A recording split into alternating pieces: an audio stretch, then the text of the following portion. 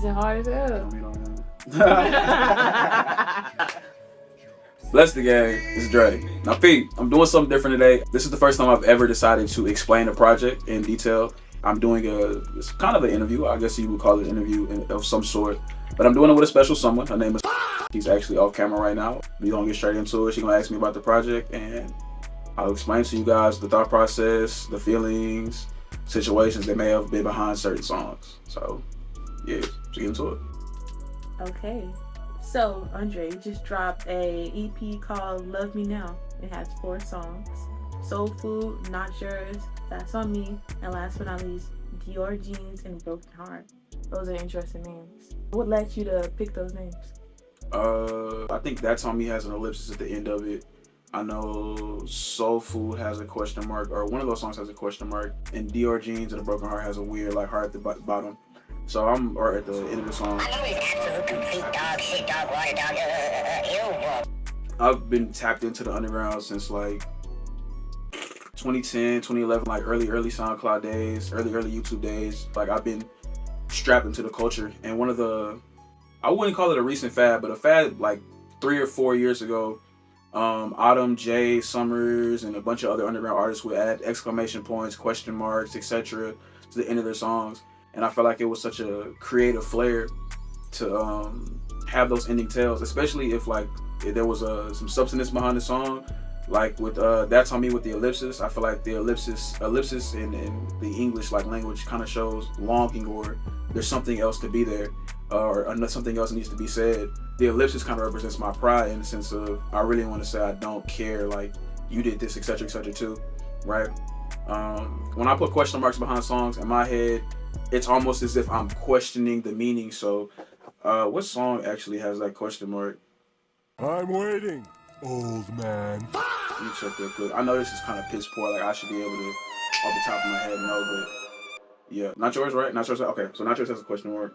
The whole premise of the song is me saying that I want this girl, right, and I want her in specific. But if you listen to the song, I'm questioning within the song, like, I can't do this no more. Do I really want this, etc., etc. The thing with Dior Jeans and a Broken Heart, that's just some Tumblr-esque shenanigans I be pulling. I just think it looks cool on all streaming platforms. You don't necessarily see a bunch of songs with a bracket and a 3 next to it for a heart. I thought it was just cool to actually do that instead of spell out heart. Like, it's nothing too crazy behind that one. Indeed. So let's get into some of the lyrics. Mm-hmm. So what inspired the song? Which one? Soul Food? Yeah. Okay, so this entire project is it's old, right? So I dropped this project in 2024, but if I'm not mistaken, I made a lot of these songs like early 24, late 23. Soul Food, I think I made late 23. And of course, shout out my boy Sam, man, he produced it. Excuse me, kind gentlemen, can I interest you in a used butt plug? Used butt plug, going once, going twice. Like how you like? What did he say? But during this time period, we were just really experimenting with different sounds, kind of playing with Asian rock, plug-in B, some other like underground subgenres, and we ended up crafting out this love project a little bit. Soul Food in specific, I was dealing with a girl who I really wanted to be someone who she wasn't. And she would actually like try to mold herself into that. And kind of Soul Food is essentially wrapped around that entire situation, right? Like me wanting her to be the girl that is essentially correct for me, and I'm forcing that instead of actually appreciating who she is. So that's what Soul Food was about, or the situation that ties into Soul Food. Okay. So moving on to the second song on the track, Not Yours. Mm-hmm. So tell me about it. I know that you said in the beginning it kind of deals with like you're like saying repetition of like not yours and et cetera, and you're like questioning yourself. Yeah. So could you broaden that a little bit more? Okay. I feel like there was a time period where I was a piss poor lover, and I was very doubtful of how I felt about people, situations, etc. And that's kind of where Not Yours isn't about a specific situation or person, but it's about that particular feeling of telling someone you love them, telling someone you want to be with them. But in the back of your mind, you really even doubt that statement. Like, do I even understand and comprehend what love is? Can I actually value and appreciate this person? Can I be what they need? Can they be what I need? And those questions start to pile up. And that's kind of what Not Yours is about. I think there's this beautiful note at the end where I say, this will only work good if we both believe. And it goes back into the hook. And I said both because at the end of the day, I also have to believe like that whoever I'm with, this has to work, right? I'm saying I don't want love if it's not yours. I'm saying that you're the one. Well, I have to believe that in my heart and I have to stop doubting. So that's essentially where Not Yours spawns from. I think that this is one of San's like most beautifully produced tracks. All of the tracks he did on this project are just insane. His work is insane as a whole. Gotta shout out my brothers, man. Gotta shout out my brothers out when I can for real. But that is the premise behind Not Yours. It's not necessarily about a person or a situation. Like I said, it's really a general feeling of doubting your feelings for another person. Okay. Well, since we're in the middle of the EP, what kind of made you put these two songs back to back? Okay, so it's really a random. Like I can't. When I put the original EP out on SoundCloud like September of 24, if I'm not mistaken, right? And it had no particular order. I think I had previewed Not Yours like really, really early on, and That's On Me. So people had kind of heard the songs beforehand, so I kind of put those Soul Food as well. Like I had put line those up like in accordance to when I released content for them. So it wasn't anything in specific. Like you can listen to this project within any order. It's really an EP to give people a taste of the entire love projects or the multiple love projects that I'm about to release. No, you didn't ask, but since we're on the topic, I am planning to release a few more love projects that are based around similar concepts and principles and ideals. So I started working on this like these songs are from 2023, right? I've been working on Love Me Later 2. If y'all listen to the first Love Me Later, it came out in 2020. I've been working on Love Me Later 2 for about 4 years now. I never dropped the second one because I didn't feel like I had enough songs I didn't have enough experience from Love Me Later 1 to make a different project and to come about the subject and the emotions and the weight and the depth of what love actually is. I didn't have enough experience here, right? So I ended up taking my time on it and I've amassed a bunch of songs, right? And so I realized that they represent different stages of love, different levels of your mental when you're loving different people, right? Different stories, different ideas, different fears that can be expressed and felt while you're loving and while you're dating, right? So after doing that, I've come to the conclusion now, late 2025, that I want to put out a continuous series or stream of these songs. It'll probably be about 3 or 4 projects. Majority EPs, but Love Me Later 2 will be a complete project. It'll actually be I'll focus on it actually being an album rather than like a mixtape or an EP, right? So yeah, that's really it. That's why I line those songs up like that. I'm really lining up songs even outside of these to represent different facets, right? So Love Me Now is supposed to be like situations, ideas, and times where I was kind of forcing myself or another person to love me, right? It's very demanding. It's very present. Like, love me right now. Like, don't love me later. And that's the whole focus of this particular EP within the Love Me Later project as a whole, right? Right. Okay. Well, let's get into the second to last song. That's Indeed. On Me. Mm-hmm. Okay, so tell me about it. What are listeners supposed to expect? Because That's On Me sounds deep, like you're blaming yourself in a way. Mm-hmm. I feel like first and foremost, my views and my shifts and my beliefs and my morals of what I wanted to be as a man, as a lover, kind of have begun to shift as I got older, right? As I got deeper into my word, as I started loving and following God and Jesus more and more and more. One of the first things that I picked up is accountability. Like, a lot of things outside of just relationships and dating have been entirely my fault and preventable had I watched my pride, my temper, etc., right? And so the concept of this song is being in the mental aspect of I can admit I'm wrong, but still seething and feeling that pride inside. Like, I don't even want to admit that. But I also think it's so powerful because another kind of reasoning and message behind this song is I love you so much and I want to be with you so much. I'm forcing that huge part of myself, my ego, etc., to the side so I can continue to chase after you.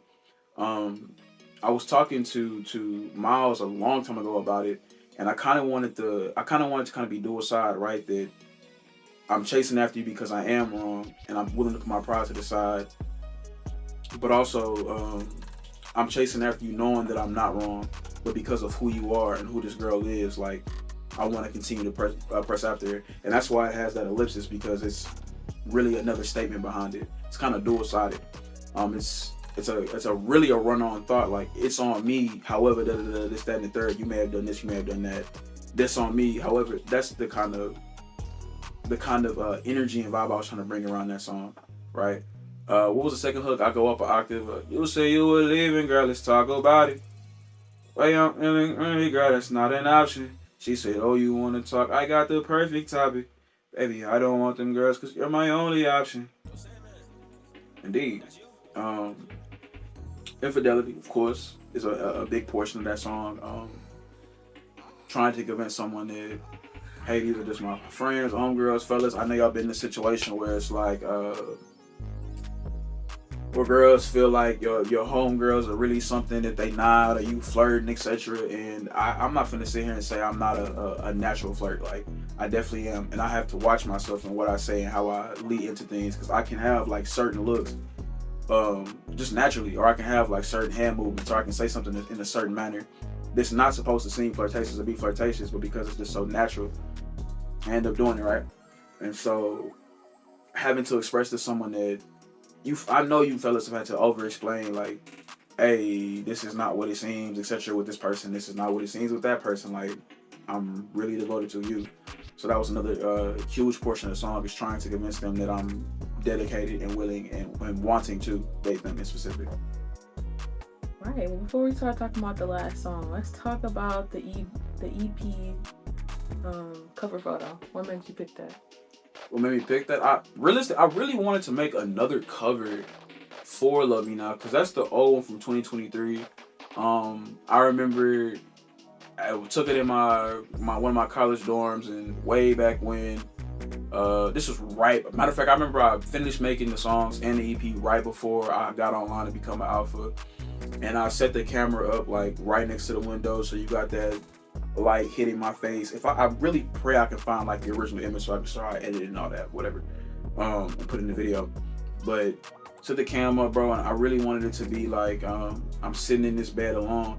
Like, I wanted it to have that I wanted to have like a R&B-esque feel, with a little bit of, like, you know what I'm saying, underground twang to it. Like, that's why I threw the heart up, you know what I'm saying, regular. I'm heavily inspired by Juice, and I feel like this is an EP cover or something that Juice will have. Like, just something to throw up, right? So it was really nothing too crazy. It was really just so simple. Like, I had the idea, I wanted to throw a heart. I waited till golden hour, got the flick, and that was really it. Really, it's a screenshot from a video, actually, if I'm not mistaken. It's a screenshot from a video. So that's the cover. All right. Last but not least, Dior jeans and a broken heart. What made you say Dior jeans? All right. So I'm at a point in my life now where I'm still releasing my more secular sounding music, but I'm transitioning over completely, hopefully by the end of 2026, going to 27, into faith inspired music. Like, I don't like to say I'm a Christian or gospel artist. I really don't like the connotation behind the word Christian, and what that means in totality. I like to categorize myself as a follower of Christ, right? So I don't want to, like, I believe and I love the Lord, I love Jesus, but church doctrine isn't necessarily something that I would say I'm super into, or that I would stake my life on, or stake my faith on, if that makes sense, right? So with that being said, older music from 2022 may still be released, but I don't want you guys to think like it's a representation of who I'm becoming and who I want to be. Like, I want to be able to express all the old tracks. So before we even get into Dior Jeans and a Broken Heart, I want to put out that, I guess, what would you call that, buffer, right? Okay. So Dior Jeans and a Broken Heart is a the oldest song on here. It was made mid 2022, started early 2021. Right.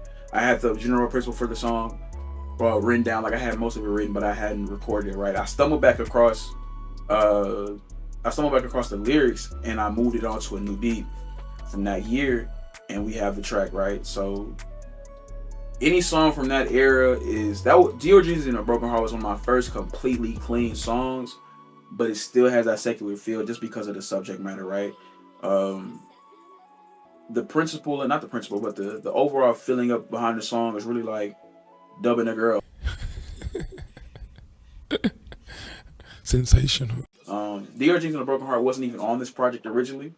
It's just one of those songs that people have always asked for. Like it's only been on SoundCloud for so long. It's only it's. I think I previewed an early version of it for the first Love Me Now way back when in February of 2021. But I never finished it, and I ended up, like I said, moving it onto a new beat. But I wanted to give it the light of day and the love that it really deserved, because it's one of those songs in my huge vault that people have wanted for a while now.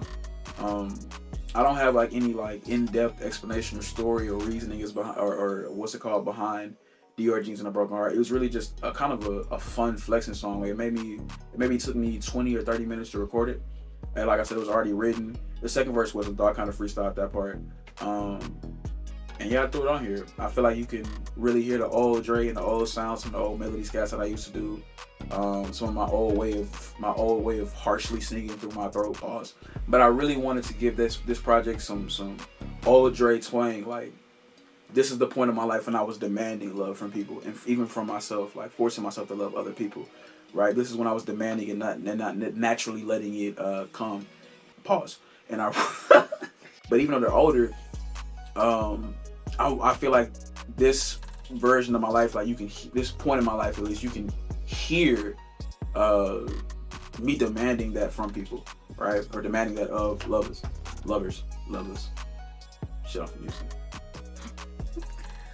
Right. So on this track list, we said it started with you calling like a girl soul food as a reputation. You have Not Yours of you kind of questioning this love, and then That's On Me where you're taking the blame, and then you ended off with the kind of a flexing song. Mm-hmm. Okay. Well, thank you for your time, Andre. Thank you for your time. Is insane. I like that manly handshake. Oh.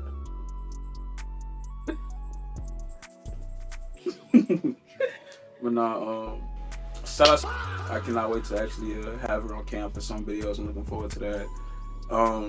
Be on the lookout for the rest of this project, bro. I really took my time on all of these songs, and I feel like I have collected some of the best music of my life over the course of these couple years, just for this project in particular, man. After I drop it, I'm gonna take a step back from like love music for a cool minute, just because I'm finna drop at least like 30 songs that are around this, probably a little bit less, maybe not exactly 30, but we'll see.